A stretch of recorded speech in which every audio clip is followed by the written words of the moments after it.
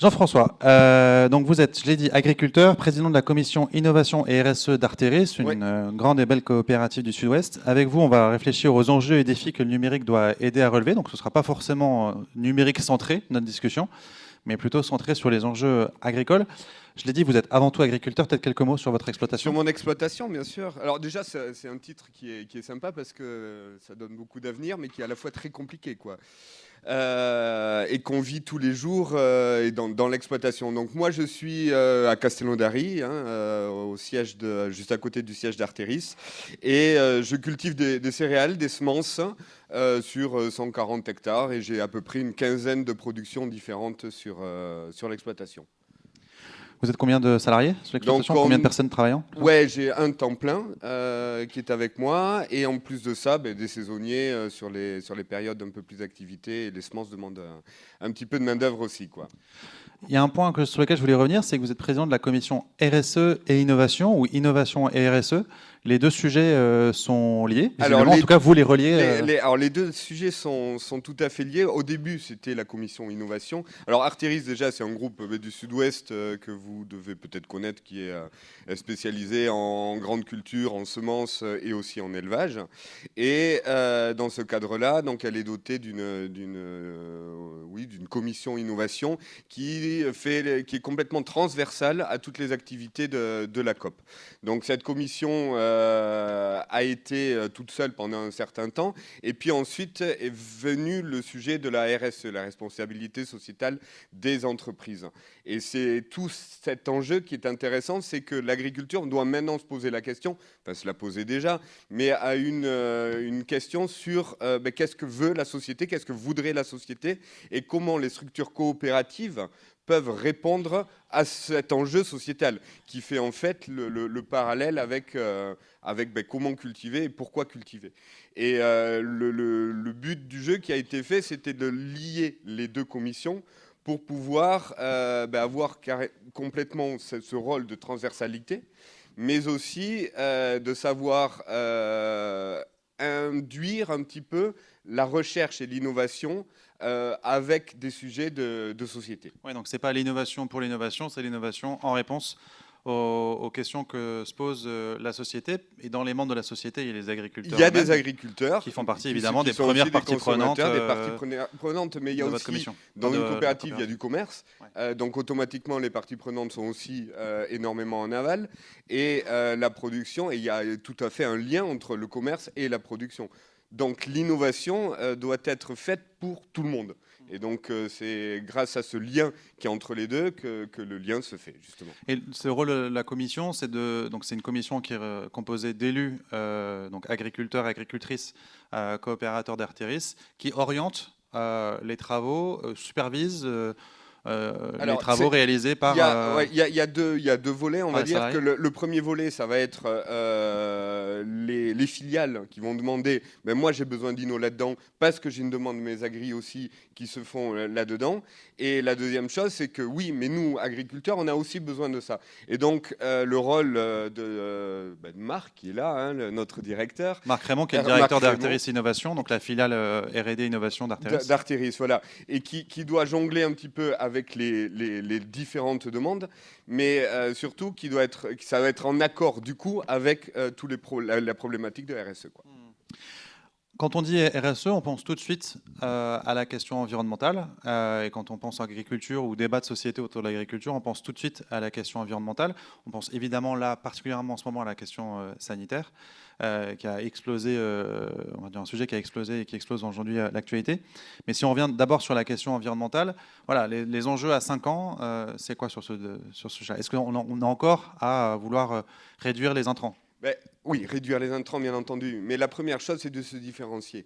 On a des normes européennes, on a un prix mondial, on a des acteurs de la société qui voudraient acheter d'une certaine façon, mais qui achètent d'une autre façon aussi, faut le dire. Entre le déclaratif entre le déclaratif et ce qu'on voit vraiment dans le chariot et l'acte d'achat. Donc il faut faire un doux mélange de tout ça. Et donc la question environnementale, c'est clair, elle est prégnante, elle est importante dans nos exploitations parce que on voit les effets, on voit les intérêts qu'on ne sait qu'on sait plus ou moins quantifier, donc ça c'est le premier défi, savoir réellement qu'un couvert, qu'est-ce que ça fait, comment valoriser ce couvert et comment l'expliquer. Là, on parle de quantification de bénéfices agro-environnementaux. Exactement. Quand on remet en place, ben oui, on sait que les auxiliaires sont intéressants, mais à quel point on sait que toujours sur les haies, avoir moins de vent sur une parcelle, c'est intéressant. Oui, mais à quel point? Et de l'autre côté, c'est valoriser ça auprès du consommateur. Et donc, c'est d'abord l'acheteur final, hein, l'acheteur. On va citer par exemple Panzani, qui est un des gros clients d'Arteris en blé dur. Gros client d'Arteris en blé dur, qui est parti sur l'idée de faire du blé 100% français et produire ses pâtes avec du blé 100% français. Mais Panzani nous dit, mais nous derrière, il faut encore, on va marketer ça un peu plus, et il faut prouver ce que vous faites. Et donc, prouver ce qu'on fait, c'est montrer qu'il y a des couverts qui se sont faits, montrer qu'il y a des haies et des bandes enherbées, des bandes fleuries, etc. Et on a une petite prime qui est derrière. Et parce qu'il a une obligation, on va dire, pour se différencier par rapport à d'autres patients, en disant, mais moi, je fais quelque chose pour l'environnement, quoi. Donc, il y a un enjeu pour eux de sécurisation de la durabilité de leurs approvisionnements. Donc, voilà, on sécurise notre approvisionnement 100% France, on revendique une origine, mais en plus, on rend compte de la durabilité de cet approvisionnement. Et donc, ça a des conséquences sur toute la chaîne. Et donc, un enjeu pour vous de pouvoir quantifier le taux de déploiement de ces bonnes pratiques qu'on évoque là, les haies, etc., mais aussi peut-être les bénéfices. Mais les bénéfices, voilà. C'est ça. Et pour ensuite, cette habitude que l'on va avoir à travailler dans certains types, donc il y a aussi d'autres entreprises qui se lancent dans le non-labour, d'autres entreprises qui demandent la protection des sols. Et qui ont l'agriculture de conservation, qui ont ces démarches-là. Mais derrière, il faut passer aussi à l'agriculteur l'idée, l'envie de les faire. Ouais. Il ne faut pas avoir que ce côté c'est pas qu'une obligation marketing et de marque. Quoi. Voilà, c'est ça. C'est aussi un intérêt. Et on le sait que c'est un intérêt, mais maintenant il faut le démontrer. Quoi. Ouais. Voilà. Même si on sait le faire, mais le démontrer de façon facile et sur chaque exploitation, parce que chaque exploitation est quand même complètement différente. Quoi. Et puis il y a un autre aspect, c'est maintenant on parle beaucoup de carbone, enfin on en parlait déjà avant, et tous ces industriels veulent aussi des plans carbone. Donc c'est facile, ils ont leur scope 1, leur scope 2 qui est en interne, et ils demandent un scope 3. Donc comment faire à un agriculteur de façon facile, lui demander quel est ton bilan carbone sur tes cultures céréalières ou sur c'est impossible du tac au tac. Et surtout à grande échelle. À grande échelle. C'est de manière industrialisée. Alors, c'est ça comment on arrive avec des outils numériques aujourd'hui à appuyer sur un bouton, j'ai envie de dire ça, bon, ça peut vous choquer, et avoir notre bilan carbone. Mais je suis sûr qu'on peut le faire. Je pense que technologiquement, tout est possible et je crois que les méthodes de calcul existent, elles sont robustes, etc. L'enjeu, c'est aussi ce que j'entends, c'est c'est pas le faire sur le petit club d'agriculteurs engagés, c'est le faire sur toute la collecte. Sur la totalité de la collecte en blé dur. Des achats, par exemple, de Panzani, ce qui représente quand même pas mal. Ce qui pose la question aussi de comment je récupère cette donnée-là et confère la discussion qu'on a eu tout à l'heure sur, par exemple, la collecte de données par commande vocale. Plus largement, si on se concentre sur l'enjeu pour les agriculteurs, c'est aussi de pouvoir les accompagner dans la gestion de leurs risques et le pilotage de leur entreprise. Exactement, parce que moi je pars du principe, et personne ne va pouvoir me l'enlever, c'est que le revenu d'un agriculteur se fait par un rendement multiplié par un prix. Le prix, c'est un petit peu compliqué d'avoir des leviers dessus. Ouais. Voilà. Parce que sur les marchés des céréales, sur le marché du vin, sur le marché de... Bon, on peut se différencier à la marge avec quelque chose, mais le prix est relativement monté. Ensuite, il y a les charges de structure aussi qui jouent. Bon, on l'a vu qu'il y a énormément de choses, de robotique qui sont là aussi pour faire diminuer ça. Mais après, il y a le rendement qui, lui, est encore, on va dire, aléatoire parce que 50% du rendement est dépendant de la climato. Donc là-dessus aussi, on voit des pics de rendement qui sont... Et c'est partout dans le monde. Donc à partir de ce constat, sur une exploitation qui veut se diversifier, parce que je pense que l'exploitation doit être diversifiée, c'est comment faire pour trouver les bonnes cultures au bon moment, avec cette gestion de risque. C'est-à-dire qu'avec toute la data qu'on a, parce que chaque agriculteur quand même, soit le fait numériquement, soit le grand-père ou l'avait version papier, on connaît les rendements, sur quel champ ont été faits, avec quelle variété et quel était le contexte climatique. Est-ce qu'on connaît quand même les coûts de production, ça y est, Alors les coûts de production, peut-être pas. Mais au moins les rendements par rapport aux parcelles et par rapport... Et peut-être la charge en intrant, au moins. Et la charge en intrant, oui, ça elle est. Et en fait, ce serait d'avoir un modèle qui arrive à travailler à la fois sur ces assolements prévisionnels. Donc ça commence, hein, on l'a vu, il y a Assolia qui existe là-dedans, mais c'est aller plus... vous êtes l'un des premiers clients d'Assolia, hein, Oui. cet outil d'aide à la planification des assolements qui permet d'aider l'agriculteur dans le choix de ses rotations, de ses assolements en prévision, en intégrant les enjeux de rotation en fonction de caractères économiques et agro-environnementaux. Économiques et agro-environnementaux, mais je veux dire aller plus loin, c'est-à-dire cette part de risque, à combien on risque le fait de mettre une culture à tel endroit exactement et sur quelle, on va dire, quelle surface.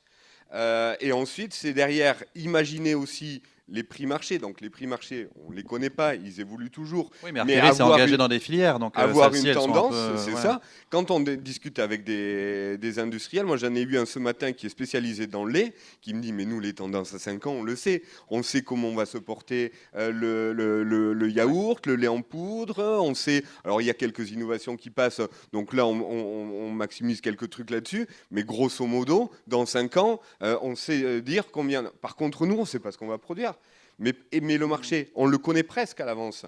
Donc c'est essayer de mettre en corrélation la base, donc la production, avec la mise en marché et le marché total. Quoi. Ouais. Et parce qu'on est, excusez-moi, mais on est vraiment on est placé maintenant à la gestion. Donc être dans son tracteur.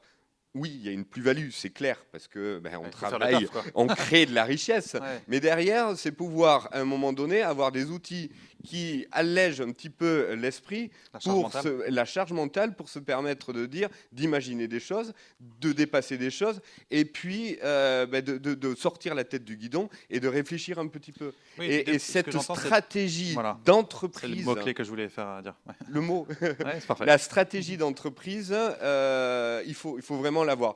Donc, nous, on travaille en coopérative. Il y a pas mal de coopératives aussi qui sont en France. Ce sont des outils qui sont aux agriculteurs. Et cette stratégie-là doit être globale avec le metteur en marché aussi. Oui, et ça intègre, du coup, ça dépasse le seul cadre de l'exploitation individuelle. Là, il s'agit de construire ce type de réflexion. Oui. En lien avec la coopérative en l'occurrence et à l'échelle d'un territoire. Avec ça, et aussi savoir, je reprends l'exemple du blé dur, c'est un tout petit secteur, hein, pas comparé au blé tendre, mais si derrière on sait qu'il y a un acheteur qui veut faire 100% français qui s'appelle Panzani, si derrière il y avait une corrélation qui se fait entre tous les agriculteurs, parce qu'ils ont du mal maintenant à trouver du blé dur de qualité, essayer de trouver une blockchain en quelque sorte qui passe de du lot de l'agriculteur avec des prévisions de rendement à l'avance et des prévisions de qualité, ça aussi c'est un autre défi, savoir au moment où on amène la benne quelle qualité on a. Bon, il y a Inarix qui un autre petit logiciel qui est intéressant avec c'est de l'IA, hein, on prend une photo de son lot et ça arrive à nous nous donner la qualité, estimer la qualité du lot. Mais c'est pour avoir une réactivité la plus totale quoi, et connaître surtout pour une COP les rendements. Si on les connaît 2-3 mois avant, ça c'est top. Ouais. Cette approche, on va dire plus stratégique du coup, et pas seulement tactique, elle doit quand même s'intégrer dans une approche de plus en plus agroécologique, surtout dans un contexte d'adaptation au changement climatique, si on positionne l'agroécologie comme le levier d'adaptation à ce nouvel environnement. Oui, tout à fait. Je pense que la météo, qu'est-ce que veut un agriculteur? C'est avoir des rendements, au moins un revenu le plus... ou des marges. Un pilotage des marges. Un pilotage des marges, mais j'ai envie de dire le plus lisse possible.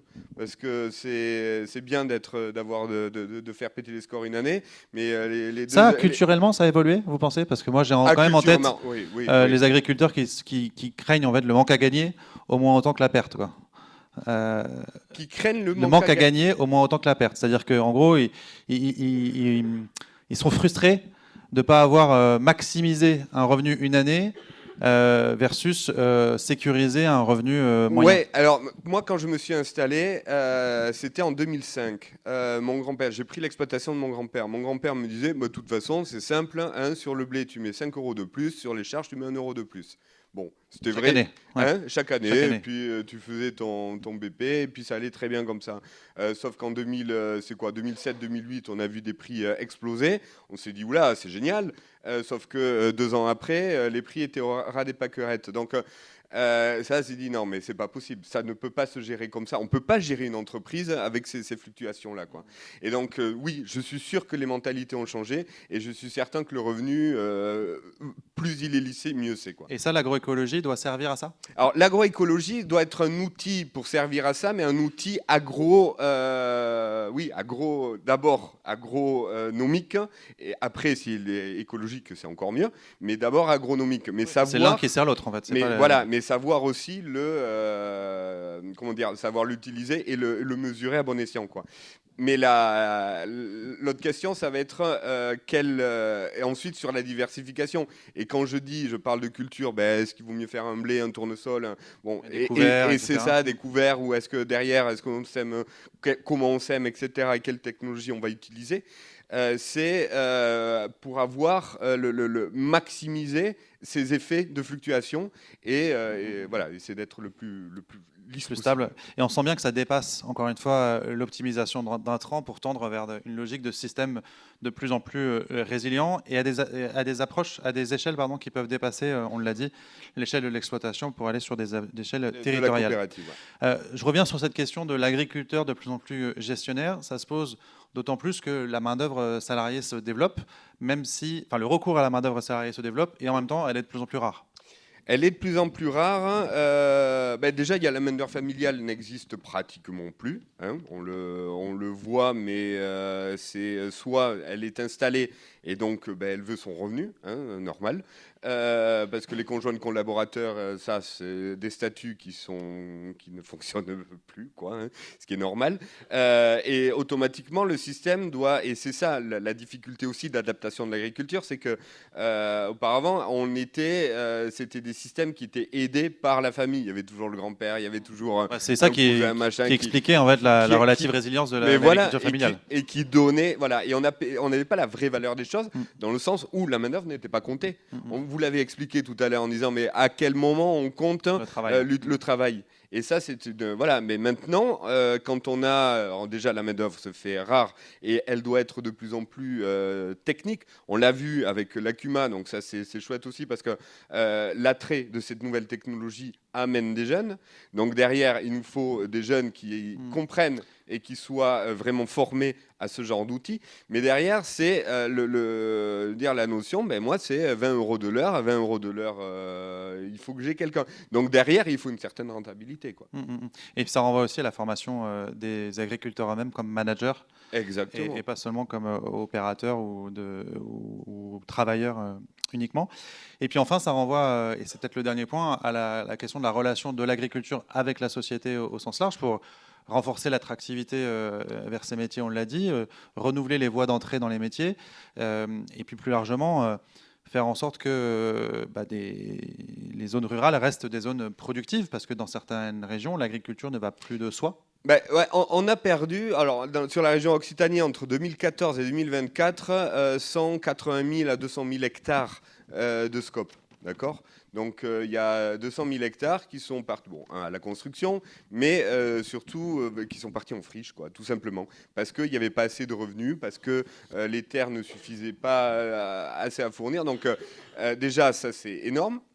Donc du coup, ça fait, on en parlait à midi, sur une coopérative comme Artéris qui collectait 1,1 million, qui collecte cette année que 700 000.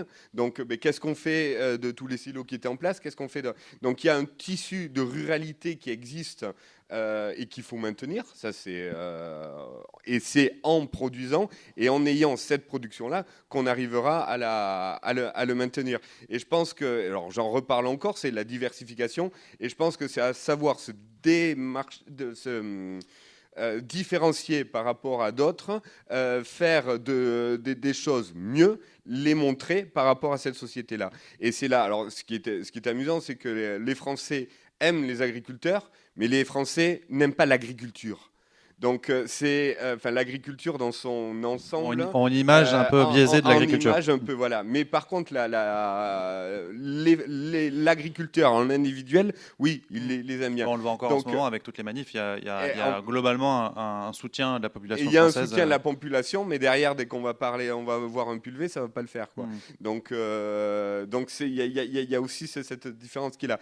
Mais je pense qu'on a un vrai réel, moi j'y crois, un vrai réel projet et une envie vraiment d'aller dans cette productivité et bien sûr le numérique et tous les nouveaux outils vont nous aider à passer ce pas. Un grand merci, pour ce témoignage. Ça donne un contexte qui nous permet de derrière se poser la question de comment le numérique peut aider à relever tous ces défis. On l'applaudit.